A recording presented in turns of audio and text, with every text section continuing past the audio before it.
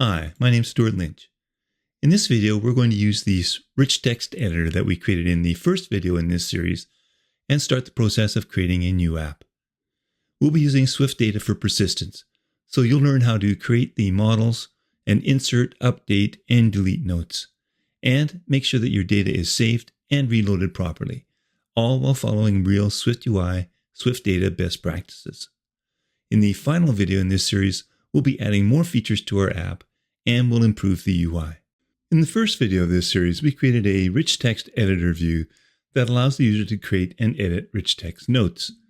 Well, what I want to do in this video is to extend the app so that we can persist the notes to a SwiftData data source. I have a complete series on SwiftData, so I'm going to assume that you have some familiarity with SwiftData. I'll leave a link to my series in the description. But I'm also going to use this video as a refresher and to the app. I'll be adding a second video where I'll do that. So if all you're interested in is SwiftData persistence of the attributed notes, then this video will be enough for you. But I hope you continue on with the series and watch the next video. I do have a starter project for the video, and I encourage you to download it from the link in the description. There are multiple branches, and if you want to work along with me, you'll need to download the completed source code from the first video, which is the RichText editor branch. So you can either clone the repository or download the zipped archive. I do recommend that you work along with me, but if you'd prefer, you can download the completed source code for this video, which is the RichText Notes-1 branch. It's up to you.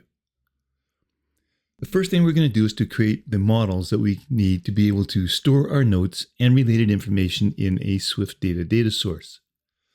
So let's create a new folder and let's call it Models. Our notes are going to have three properties: a text property that will hold the attributed string for the note, and two date properties, one for when the note was created and one for when it was last updated.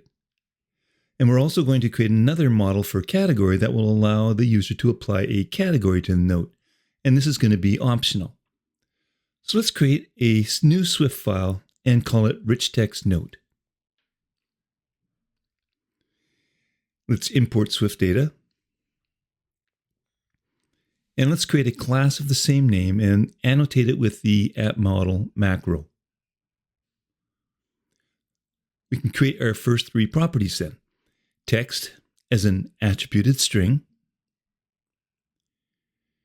Created on, which will be a date. And updated on as another date. We'll add a category as an optional category type, even though we don't have one yet. And we'll let Xcode generate the initializer for us. And you can see that it's assigned a default value of nil for the category property. But I also want to give initial dates for the created on and updated on properties. And those are simply just going to be date.now. And since category is optional, I can actually remove it from the initializer entirely. I also want one static property here that is going to help us with our previews. And it'll just be a simple sample, which will be a RichText note that will be an instance of the RichText note. And for the text, I'll just use the string some sample text. Next then, let's create our category model. So we'll create another file, we'll call it category. We'll import SwiftData. And then we'll create a new model class of the same name. So we'll make sure that we annotate it with the model macro. The first property is going to have to be unique, which is going to be the name. So we can use an attribute annotation and provide the unique option. Then we can create the property, which is a string that we'll call name. The next property is going to be a string that we'll call hex color. And this is going to represent the color that we want to assign to the category. And I'll be using helper functions that I've also included in the helpers folder that'll help us to convert this hex string to a SwiftUI color, and then back to hex strings when we're saving the database. Now, each category may have any number of notes associated with it. So I can create an array of RichText note that will be initialized initially as an empty array. And I'll assign that to a property called notes.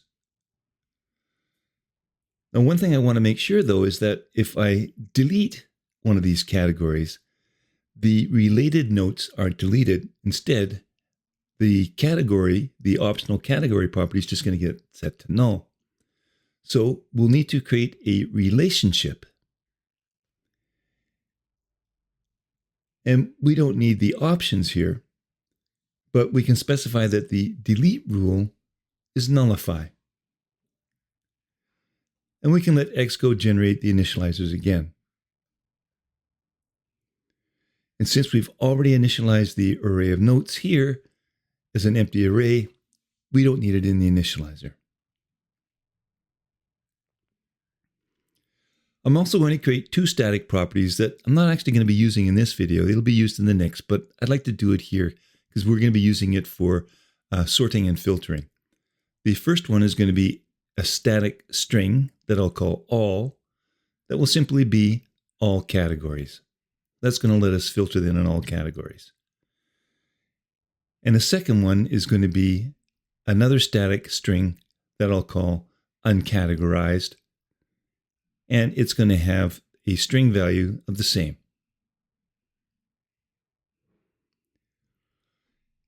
And now to really help us with our previews, I'm going to create some mock data. So let's create a new Swift file, still in this models folder, that we'll call mock data. I'm going to change this foundation then to SwiftUI, but also import SwiftData. I'll create a new struct called mock data and have it conform to the preview modifier protocol. This is going to require two functions. The first is a body function, where there's a context that returns some view, and we will then be able to use the content that is also one of the body arguments. And then the context, though, is going to be a model container. And then we can apply the context to the model container modifier on that content. And the second function is a makeShareContext function. And it's async, and it can throw an error, but it's going to return a model container. So in the body of the function, because it can throw, I'm going to create a do-catch block. In the do block, I'm going to create a model container by trying to create a model container for the category type, so .self. But the configuration, because we're going to use it in the previews, is going to be a model configuration instance where is stored in memory only is going to be set to true. If that fails, there's no point in continuing, so in the catch blocks, we'll generate a fatal error. Once we have that container, we can return it.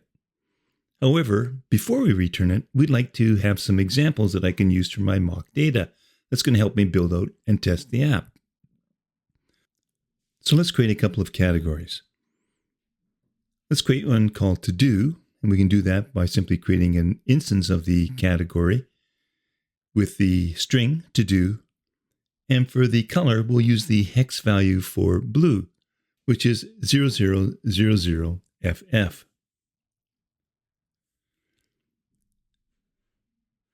And then we can use the container's main context to insert it. Let's just duplicate this and create another one. But for this one, we'll create the variable called important and use the string important for the category's name. And the hex color we'll use will be red. And again, we're going to insert that into the main context. So now we've got two categories. Let's create a note and assign one of those categories to the note. So we'll create a new note that will use the RichText note static example. Remember, there's already some text in there. And then to the important category, I can append this note. Now that the main context for the container has the sample data, it's returned from that function. And then what we can do is, to make things easier, we'll create an extension to preview trait, where the type T is equal to a preview view traits type. And inside there, we simply create a static variable that we can call mock data, which is of type self, a preview trait. And that's going to be equal to the modifier passing in an instance of our mock data. I cover all of this in a video following WWDC 24 on SwiftData updates. I'll leave a link in the description. Well, now that we have our preview data, let's create a notes view that's going to contain a list of all the notes that we create. So let's create a new folder where we can store all of our views. So we'll call it views. And then inside there, I'm going to create a new Swift UI file that we'll call Notes View. Then I'm going to enclose this text field inside a navigation stack. And I'm going to provide a navigation title with the string Rich Notes. And I'm going to set the toolbar title display mode to be an inline large one. Now we're working with SwiftData, so we'll need to import SwiftData. And then if we've set things up correctly, we can use a query macro to fetch an array of RichText note and assign it to a notes variable. Well, I want to check to see if my notes array is empty. And if so, then display a list of notes. Otherwise, I want to display a content unavailable view. So I'm going to surround this text view first with a group so that the navigation modifiers can get applied to an if-else clause. So within the group then, we'll check to see if not notes is empty. And if so, we'll present that text view for now. Otherwise, we're going to present a content unavailable view. And we can use a string and a system image. So for the label, we'll simply use create your first note. And for the system image, how about square.and.pencil.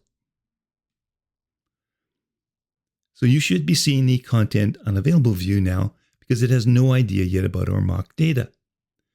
Well, what we can do in the preview is simply add a traits argument and specify our static mock data trait. The content unavailable view disappears and the text view appears, which means it's found some notes. So let's display them. So I'm going to replace the text view with a list. And I'm going to set this style to a plain style. Then within the list, I'm going to add a for each loop that's going to iterate over the entire notes array to give us a note that we can use as an iterator to present the content as a row. So I'm going to create a VStack, but I'm going to set the alignment to leading. The first thing I'm going to display is the note text in a text view. And then you should see our static sample, the sample note. Now remember, this sample note was created and it's going to have a category assigned to it. Well, if we want to display the date and time that it was updated, we can embed a text view within other text views. So first I'll start with a text view and I'm going to start with the string updated, but I'm going to use string interpolation to embed two more text views. The first one will be a text view displaying the notes updated on property and to style that as a date. And then I can follow that with a similar text view in string interpolation, but instead display the style as time. So we now see the date and time that that note was created. Below that, I'd like to display the category if it exists, but it's optional. So I'm going to use an if-let to unwrap note.category into a category property. If that's the case, then I can display the text using the category name. And for now, I'd just like to set a foreground style of that category. And that's where that color extension comes in handy that I also provided with this starter project. This allows us to create a color using a hex string. So the foreground style is going to be a color using the new hex initializer, providing the category's hex color. But this could be optional, but since we know for sure that we're always going to be creating a hex value, we can unwrap that. We're still in the testing phase right now, and we'll clean this UI up later. But I'd like to turn this VStack here into a navigation link so that when I tap on a row, it's going to navigate to the RichText view to display the note. So I'm going to wrap the entire VStack in a navigation link where a value is going to be assigned as the note. And then I can attach to the group a navigation destination modifier that is going to be for the RichText note.selfType. And that's going to give us the note that was tapped on that we can pass into a RichText editor view. And I would like to display the RichText editor view here, but it's not really set up currently to receive a note as a destination of a navigation stack. And I'd also like to leave it as a reference. So I'm going to create a new view. But before I do that, and I like to do this, is I want to take this primary view here in my navigation pane, and I'm going to add a 1 to it in the front, just so that it's going to move things into the proper sort order. I find I have to do a Command-Shift-K here to get the preview working again. So in the Views folder, let's create another SwiftUI view, and we'll call it the NotesEditor View. And then in the navigation pane, this is going to be the second view that I'm going to be viewing, so I'm going to prefix it with a 2. So back in the NotesEditor view, I'm going to import SwiftData. Now we'll be passing in a note from our Notes view, and I want to be able to edit it, so I'm going to create it as a bindable note, which is a RichText note type. And then in the preview, I'm going to supply the mock data trait. Now I want access to all of those notes, so I'm going to create a previewable query in the preview to get an array of notes as an array of RichText note. And then I can pass the first one in and force unwrap it, because we know that there is at least one note in our mock data. So let's go back to the RichText editor view here that we created in the previous video and simply just copy the text editor content and all of its modifiers. And that's all I need. And I can return back now to my Notes Editor view and replace the text view with that content. Of course, there's a bunch of errors. There's currently no text property, but we're passing in a note that has a text property. So we need to bind that now to notes.text, and that has to be changed in 3 different locations in the text editor. Another error says that we need a selection state property. Well, that's just an instance of an attributed text selection as a binding. So let's just create one.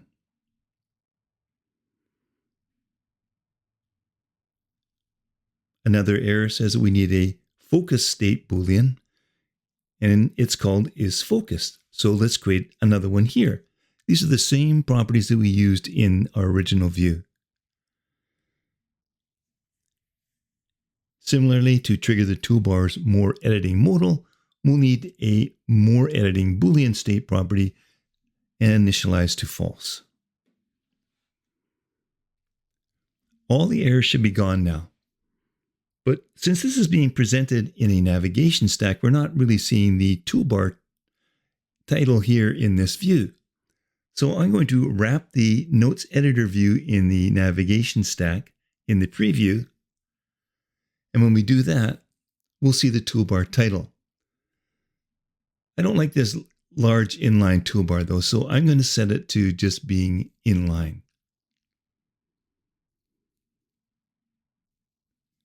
So when this view gets presented, we're going to want to be able to edit and persist the changes back to our database. And theoretically, it should save, but I'm a bit gun shy with SwiftData sometimes saving. So I'm going to force save whenever the view disappears.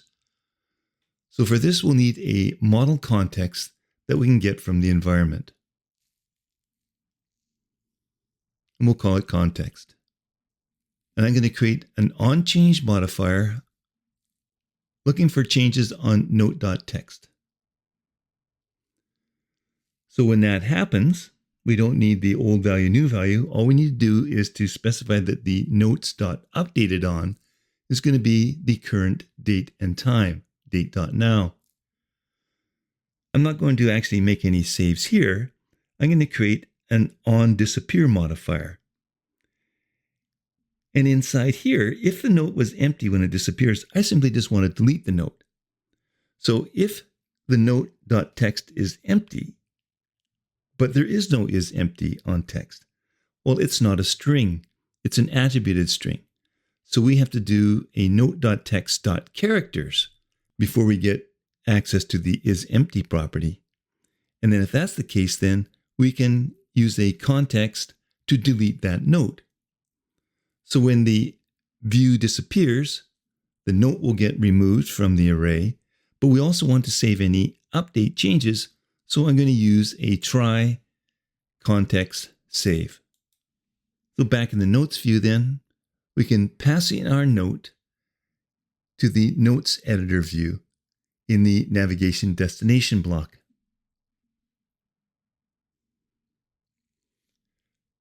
Well, we're also going to need a toolbar button that's going to allow us to create new notes. So I'm going to attach a toolbar to the view.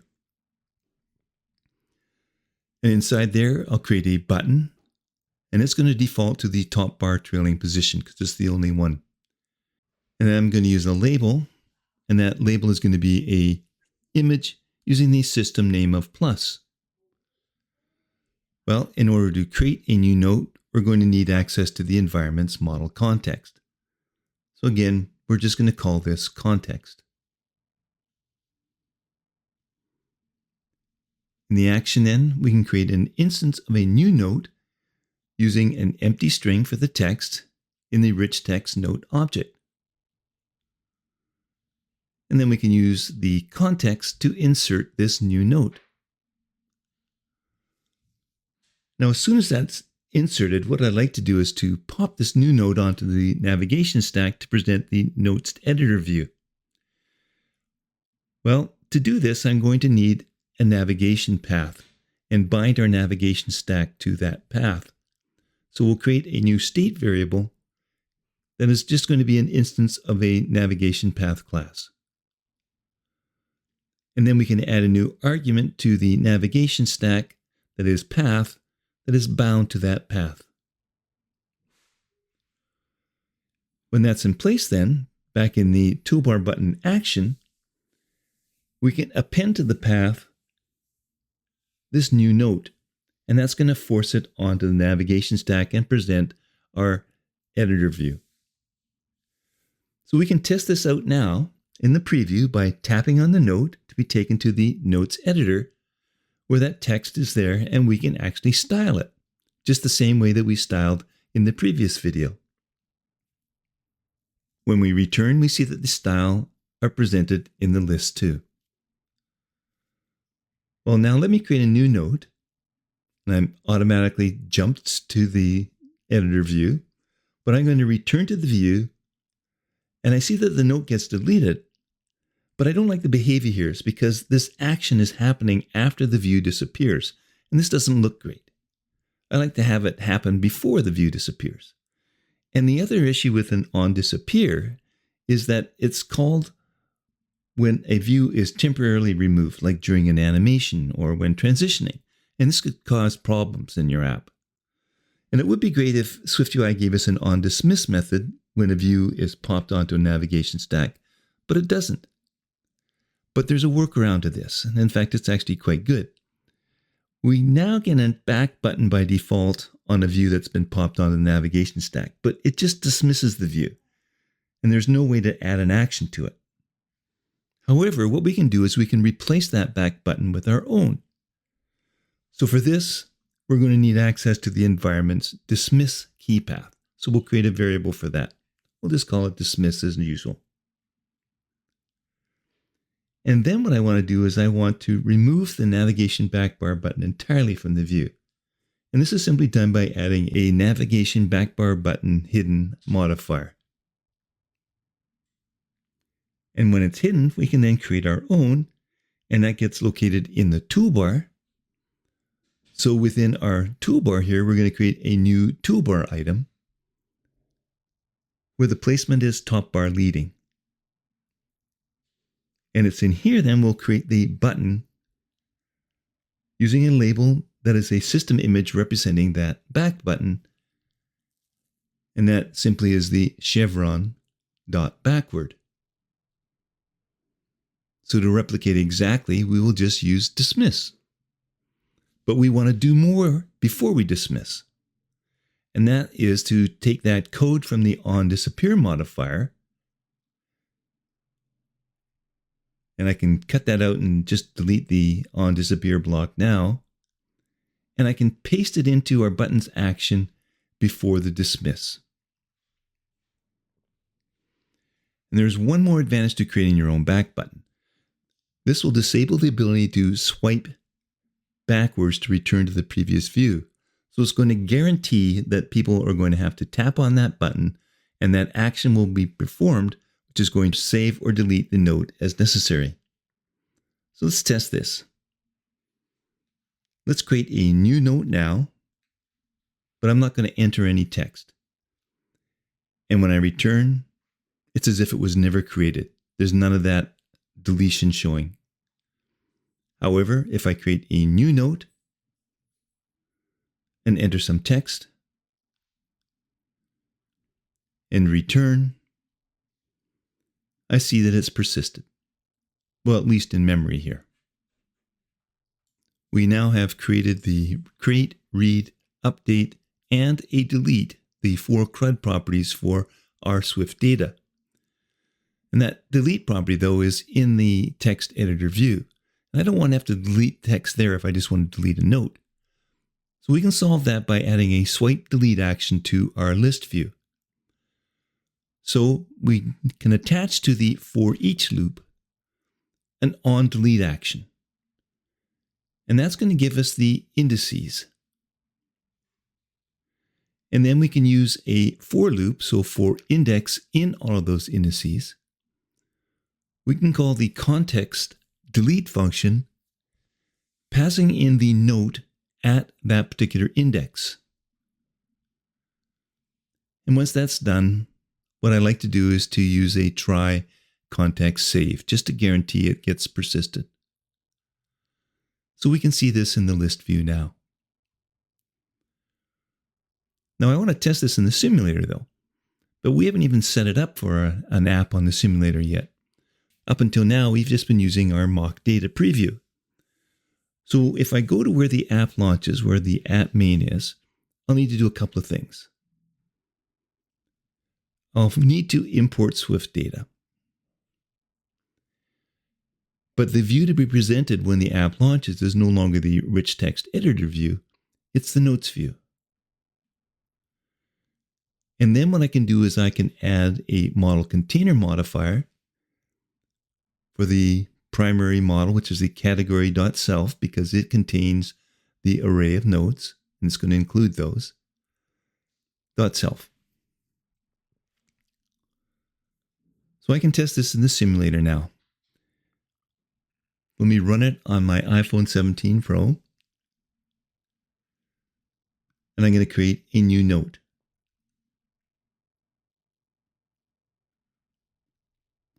And I'll stylize some text.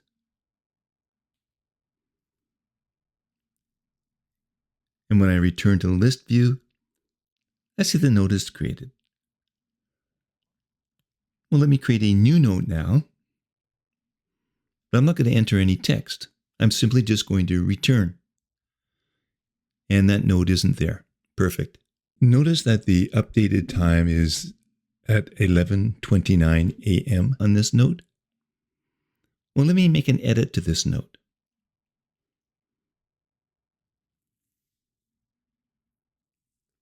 And when I return, the updated time has been changed to 11:30. So updates appear to be working. Well, let me stop this app and build and run again. The note is still there, so we have a working, but not a particularly pretty app right now. Now, there's one last thing that you might be interested in knowing, and that is how data for an attributed string is stored in a SQLite SwiftData database. Well, we can check that out by adding an onAppearBlock modifier when the notes view is presented.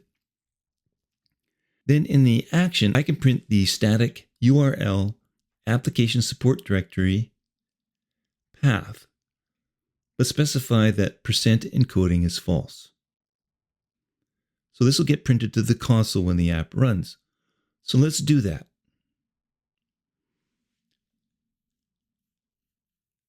And let's reveal it.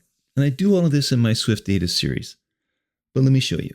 What you can do is you can select the text in the console and then right-click on it and choose the services menu. And from there, choose open. And then you can simply just run the service.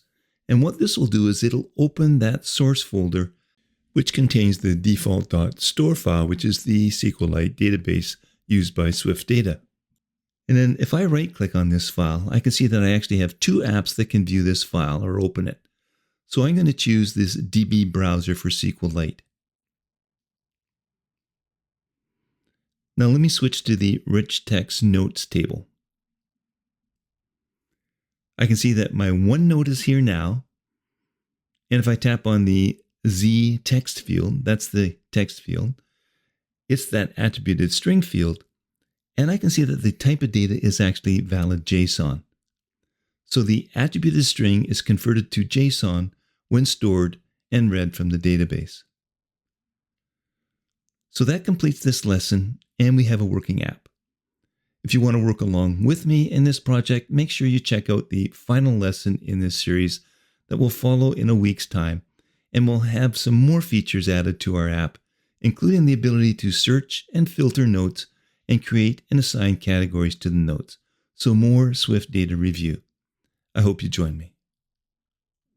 If you found this video helpful, please like and subscribe to my channel.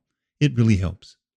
And remember, you can get access to my videos by downloading my free channel listing app for the Mac, or you can use the web version on an iPhone or an iPad to get better searching and viewing of my content. Links are in the description.